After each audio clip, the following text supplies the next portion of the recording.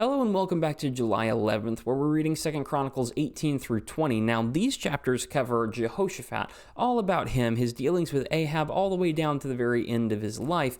These are somewhat disappointing as we see him make some very poor decisions, primarily the decisions of allying himself with Ahab and his family rather than sticking entirely with God.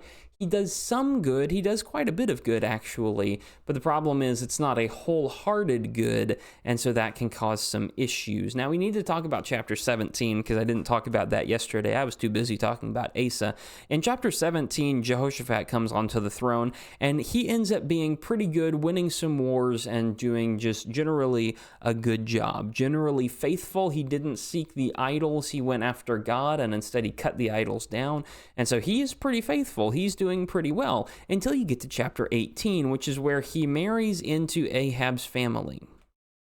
That was a dumb thing that he did, but he did it anyway. And in many ways, chapter 18 is parallel to, I think it's 1 Kings 21, with Ahab and Jehoshaphat maybe going to war, and Micah coming and telling Ahab not to go because God's going to kill you, and Ahab goes anyway. Ahab dies. Thank goodness. But even after that, Jehoshaphat has married into Ahab's family. He's taken influence from Ahab, and unfortunately, that kind of affects him for the rest of his life. In chapter 19, Jehoshaphat says he gets kind of corrected. He's doing good, but he's also done some evil. He needs to square up.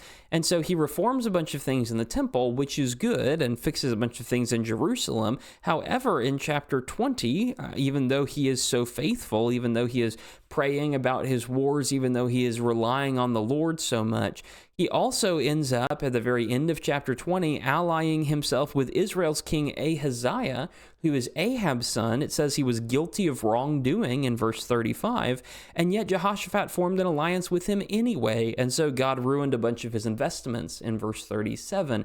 It's like this weird duality where Jehoshaphat is faithful and he's good and righteous, but then sometimes he just isn't, and sometimes he just goes the other way and does some things in absolute faithlessness. I can't really figure him out. He seems to be much more generally faithful than Asa was. Asa messed up big time at the end and never turned around from it, but Jehoshaphat seems to have turned around from it. It's just kind of disappointing that you see him consistently choosing foolish options. Not the most evil guy, probably the best of the kings of Judah we've seen so far, but still, he could have done better than he did.